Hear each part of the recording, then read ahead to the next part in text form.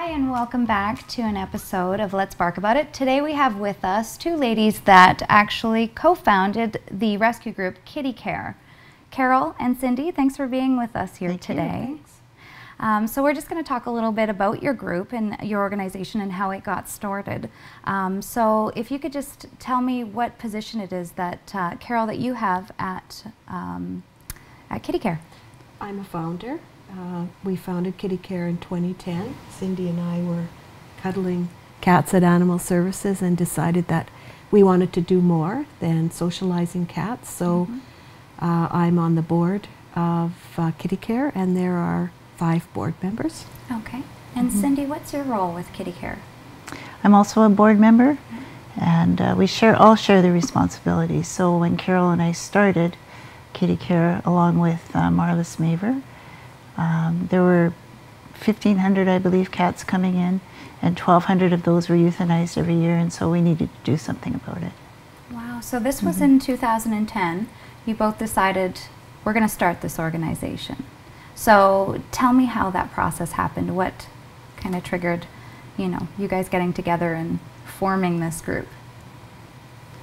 Well, just seeing the number of cats being euthanized, being sent, that were just family pets. They weren't feral cats. They weren't mean, aggressive cats. These are family pets. So Carol and I and Marlis would go in and try to nurse the kittens along and try to care for them. And then we'd find out later they died because the shelter environment's not the healthiest for little ones. And we became quite upset about that, and we decided that it had to stop and we needed to do something. And we started small. We thought we'd just start with a litter or 2, and then it's all of a sudden it's this big thing now. So, well, we were talking earlier about Kitty Care being the first cat rescue group in Thunder Bay, and so you are very well known and well established. So let's talk a little bit about the services that you have and the things that you do today now that you've grown to this extent. Well, one of the special things about us is that we have an education piece to our rescue, and we will go to schools and talk about cat care and cat rescue, and we also do cat chats occasionally throughout the year where we educate the public on cat care and cat issues. And we have a newsletter that goes out to over 500 people. Subscribers, and that keeps them informed as to what we're doing, because we feel that we're accountable. We're a registered charity and people donate to us regularly, so we like to tell them how we're using their money. Eventually we would like to have a building that we'd like to call Kitty Care Adoption and Rescue Center, because right now we depend on foster homes, and so that limits us as to the number we can pull each year. So that's essentially our purpose, is to rescue and also to educate and to raise the profile of cats so people realize that they're creatures with little souls. They're living creatures, yeah. So you have, as part of your mandate, you do the rescuing, the education piece, the awareness piece. Tell me a little bit about your fostering program. Because you don't have a building yet. We hope that that's possible one day soon. But so tell me how the foster program works. People can apply to foster for Kitty Care by going online to our website, kittycare2010.org, and there is a form there, and fill it out, email it to us, and we can see what we have that has to be fostered, and if your home is suitable. Also what your preference is for cats, if you want kittens or adults, if you're good with pregnant moms or motherless kittens, and what you would like to foster. You don't need very much. We supply everything. We give you all the supplies, and you just might need a room in your house or an area where cats could be kept for a period of time until they get adopted. So do they have to be kept in private, like sectioned off if you have other animals at home? Usually they are, especially if they're kittens or young ones, but often we find that people will integrate their cats with their home pets, and we just ensure that the cats they have been vaccinated and their shots are up to date and they're spayed and neutered, and so that often happens as well. Okay. And sometimes people even adopt their foster cats. Yes, we know that happens. We're going to talk about a specific story in a little bit. So tell me now, you have partnerships in town with Animal Services and with some of the vets you were talking about. So just tell me a little bit about how that partnership works and specifically what you do with Animal Services. Well, Animal Services, we rescue exclusively from Animal Services. People phone us all the time, please take my cat, I'm moving, or my grandmother died and we need to find a place for the cat, and we just cannot do that. Our mandate, and because we're a registered charity, we have to stick to that mandate, says only our cats from Animal Services. So that partnership's been in existence for now 8 years. It'll be coming up to 8 years, where they notify us as to the cats that either are too stressed or pregnant, and again, as I mentioned earlier, it's not the best place to have babies or have little ones, or that are going to be euthanized because of lack of space, and they notify us, and then we pull as many as we can, and we've been able to, for the most part, rescue quite a few from there. We have our partnership with the vet clinic. One of our board members, we're quite blessed with this, is a veterinarian at Crossroads. So we have her to consult with and work with, and Crossroads offers us a discount for our spay neuters. All of our cats are spay neutered if age appropriate before they're adopted out. They're also vet checked and vaccinated. Now, we can't foresee what might happen in the future, but we do our best to make sure they're healthy. Right, because you don't know what their background is coming from. And we also have a partnership with Meadows Highview. Meadows sells our fundraisers. And we're so delighted with that because we need to raise funds to pay for our vet bills and so on. And Meadows Highview will also give us discounts on any vet care that we require for our rescues. So our veterinarians are very supportive, and we very much appreciate that. So you must have contributed to some of the impact in the number of euthanizations in Thunder Bay going down over the years. And so that's something to be really proud of, because I know that their numbers are only getting better, you know, so Kitty Care attributes to that. You talked about a partnership as well. Some of your kitty cats are in local pet stores here. Yes, we have a partnership with the 2 locally owned stores, Pet Value stores, Dawson and Golf Links, and our kittens are showcased there, and we'll notify on our website if kittens are there for viewing and adoption. So we're going to talk about that when we come back from the break. I want to talk about how people can go about adopting. So we're going to take a quick break. Stay tuned. We'll be right back.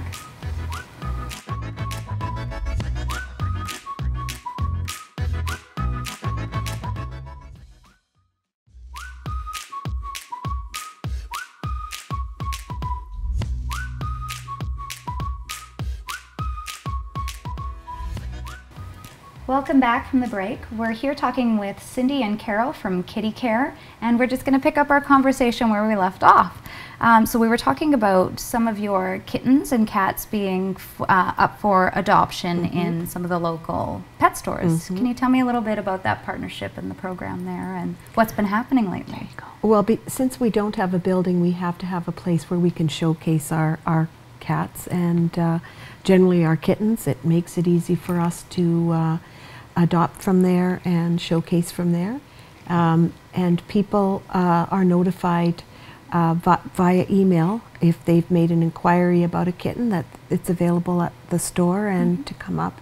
We do the adoption there, and the store also offers the adopters a free bag of food and coupons to be used to purchase other things, and it's a nice place to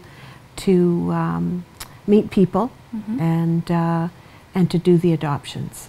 And Jeff, who is the owner of the local stores, the 2 stores, Dawson and Golf Links had purchased a ferret cage, and that's where we house the kittens. And we house them there for 2 weeks, but they don't stay there that long most of the time. They've either been a pre-arrangement for adoption or they get adopted very quickly. So. Wow. So you said currently there's actually no none kittens there there right now. All were adopted this week. It was a busy week of kitten adoptions and adult cat adoptions as well. So. That's great. So if somebody was interested in adopting one of the cats that you have placed in foster care, how do they go about basically seeing who's out there for adoption? Well, we do have photos on our website, kittycare website .org, that they can go and look at, and just with descriptors, photos with descriptors, and then they email us. And I usually handle the emails, and we do some screening, and if they would like to visit a cat, we arrange with the foster to have a home visit to visit that cat at the foster's home. Kittens generally are through the Pet Value stores, but sometimes we do go to fosters' homes as well, so some fosters are quite happy to have us come. So emailing us is one of the first steps to adoption. Okay. So we were talking a little bit on the break about the Not Cost Recovery Program. Did you want to speak to that a little bit? We're quite proud about that because we believe that anyone, regardless of income, should be able to own a pet and love them if they're responsible and understand the lifelong commitment. So we don't have a set fee. We ask for a donation only, and people give us whatever they can, and that's fine with us as long as we screen them and as long as we're sure that they're going to be good pet owners. And we've operated that way from the very beginning. And that's why Kitty Care itself does fundraising. We actively fundraise ourselves, and appreciate when people do third-party fundraisers for us. Right, so we're going to talk a little bit about the fundraising initiatives that you do and the need for it. So you were talking a little bit about the numbers that you had seen last year, which is why you need to fundraise for the vet bills. Can you tell me a little bit about your numbers? Well, yes, last year we rescued, or we pulled over 200, almost 220 cats from Animal Services. That does not include the kittens that were born from pregnant moms. We had several pregnant moms. Between June and August, there was 142 we pulled alone.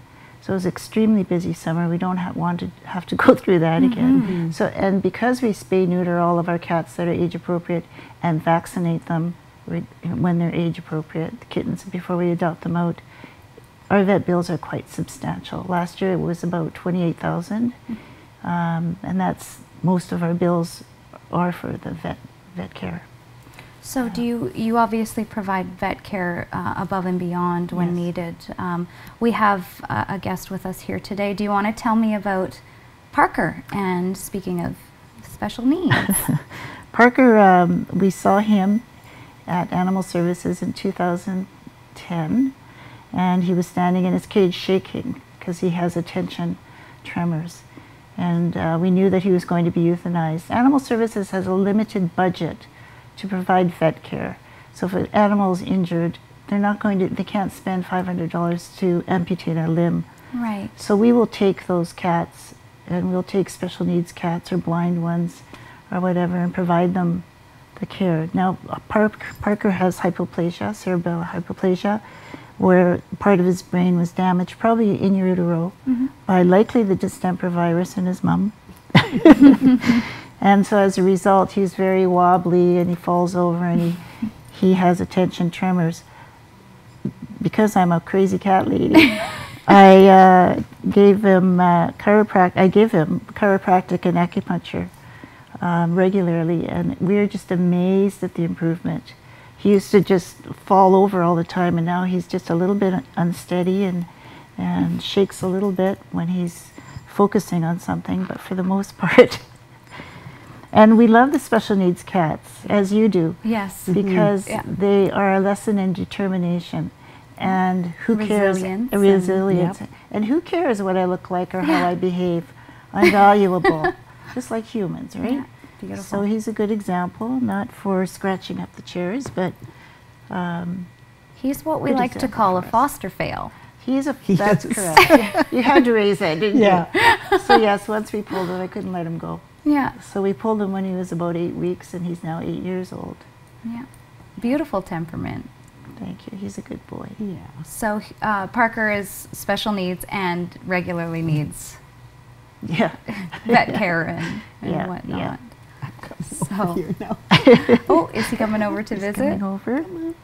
So we wanted to get a little bit more in depth into your fundraising initiatives and some of the partnerships that you have there. But coming up very soon, you have a information session, I believe, if you want to tell me a little bit about that. Mm-hmm.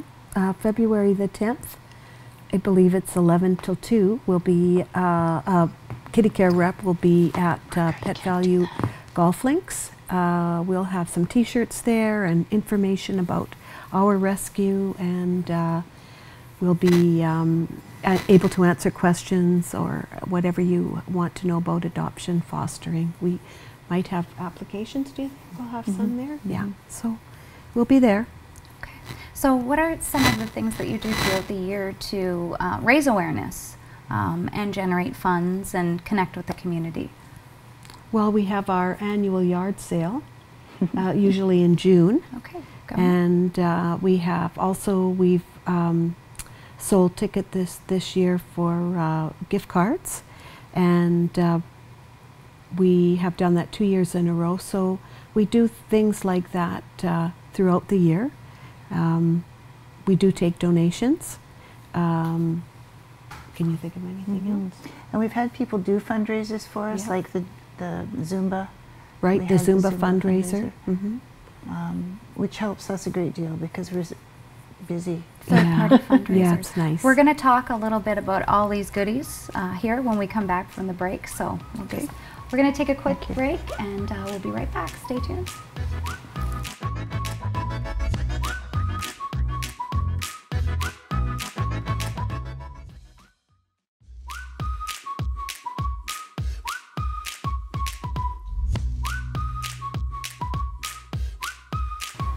Welcome back from the break. We're still talking with Carol and Cindy about Kitty Care, the rescue group in Thunder Bay.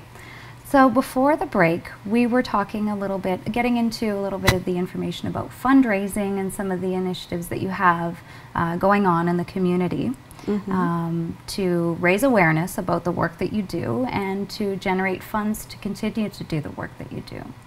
So tell me a little bit more about some of the initiatives you have. You have a few fundraisers coming up. And Well, do you want to speak to that?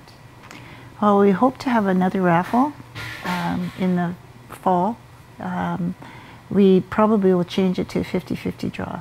And any of those fundraising events are always advertised on Facebook and then on our website. And we have a great partnership with the Chronicle Journal because they have a What to Do page. And they're so kind to us because they publish all of our information there. So at this point, that appears to be what we intend on doing besides our yard sale, which is huge, huge, huge, huge. And it brings in quite a substantial amount of funds for us. where do you have your yard sale in the summer? It changes venues. We usually look for a free venue. And last year it was a greatly discounted rental at a city community center. This year I'm not sure where we'll have it. We used to have it at your house when you first started. And now it's front grown yard. to be That's so why I got much all this more gray than that. hair. So one of the biggest things that you need to do, being that you're a registered charity and not-for-profit, is generate funds. Can you tell me a little bit about why you need to raise those funds, why that's so important to the work that you do? Well, It pays our bills. Yeah, We it need pays to our pay bills. So tell me a little bit about the Yeah. expenses and the costs that you incur. Yeah. Well, as I mentioned, our vet bills are the biggest. We originally started with paying out of pocket, so we just paid it ourselves because we really believed in what we did. And you know, you look at a little guy or a little cat, and you think you can't let it suffer. It has to have an operation, or it has to be spayed. So we would just pay it. Yeah. And then gradually, as people got to know about us, and we became registered, Even before we were registered, people were so kind. Any special surgeries we required. Yeah, people would donate towards it, would help with the cost of. Yeah, and we wouldn't go around begging for money or, you know, going on Facebook necessarily to say we need the money, but people just hear by word of mouth and donate. Yeah. So that foster care is about $9,000. Thankfully, the customers at Pet Value donate a lot of the food for us, so we don't have to buy a lot. So that's why it's only $9,000, about that a year. We have office expenses as well, because when a cat is adopted out from us, which makes us unique as well, we have a volunteer that makes a follow-up call in about a week or two to make sure everything's going well, answer questions, problem solve. And if things are going well, we send out their vaccination records, give them a history about the cat, and also give them a little card that's a thank you card from the cat saying thank you for adopting me. And it gives a little message in there. And then there's a card that goes to the foster, because fosters are critical to us. Right. You know, they help. Not having a facility. And we That's cannot, right. we could not do it without them. Yeah. How many foster homes do you have for foster parents actively? Well, right now we have, I would say, about 10 or a dozen or so right now. We have a few on file, but some of them may not be appropriate for a certain cat. And then because we're limited to the number of cats we can pull by our foster numbers, we put aside a sum into our what we call a sanctuary fund. Okay. So we're looking for a building that we can possibly lease that is zoned appropriately for commercial industrial areas. We see a lot in the city and think, oh, that would be perfect. That would be perfect. But it's not the Can't zoning. be. Yeah. So I wanted to get into, because you have so many wonderful goodies here, your fundraising initiatives, because these look to be made and created. And so tell me a little bit about this pile of goodies. Well, we started with the t-shirts. That was one of the things we thought would be a good seller. And these are our newer versions. I think we did the Real Men Love Cats and Crazy Cat Ladies were our first t-shirts. We've always done the cards because these are cats that have been rescued, and they've now got homes. So we have, these are all our little gems from the past. And so are these the thank you cards, or are these the ones that you can buy? These are ones you can buy. Okay. And on the back it says who the kitten is and rescued by Kitty Care in the year that they were rescued. So we sell them in sets. So where are these are located These for are purchase? these at Meadows, I believe. Yes. And we sell them if we're at craft shows and things like that, because we always are very busy at Christmas time at craft shows and so on. So, and then we have the mice that are made by my aunt, who lives in London, Ontario. She's 93. Oh, wow. And they're filled with catnip, so the cats love them. There's also catnip balls, and there's a lady, Kathy Horiguchi, who also makes those. And they're a very popular toy item. Those prisms, if you'd like to hold up that. Lovely. This is It's a beautiful. crystal prism. They're made specifically for people who've lost a pet, and they go in a package that has Rainbow Bridge on them. But you could buy them just for your own home. And Sue Blott creates those for us. Then we have the Kitty Care Comforter that Kathy Horiguchi prepares and Ken Whitney sews up. So these are the pillows? Yeah, and the cats love them. You can just wash them.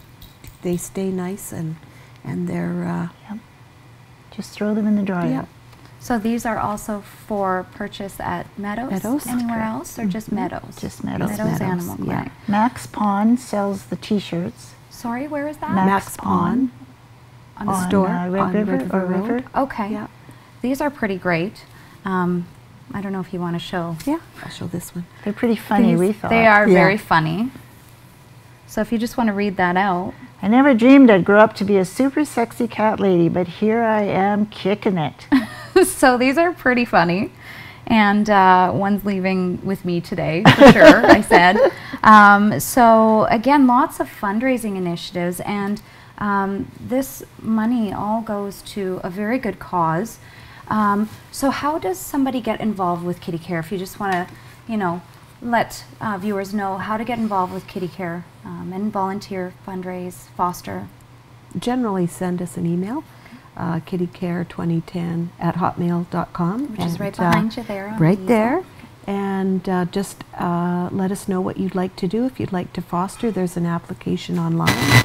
If you'd like to volunteer, we don't have a way to do that online, but you can just let us know that you're interested and we'll send you one and contact you. And we're always looking for people to foster and to volunteer. Right. Great. Okay, well, that's all the time we have for today, ladies. Thanks so much for being here. Yeah, thank you. Thank you. Parker says thank you too. Oh, thanks, Parker, for coming. Thanks for watching today, and it's been a great show.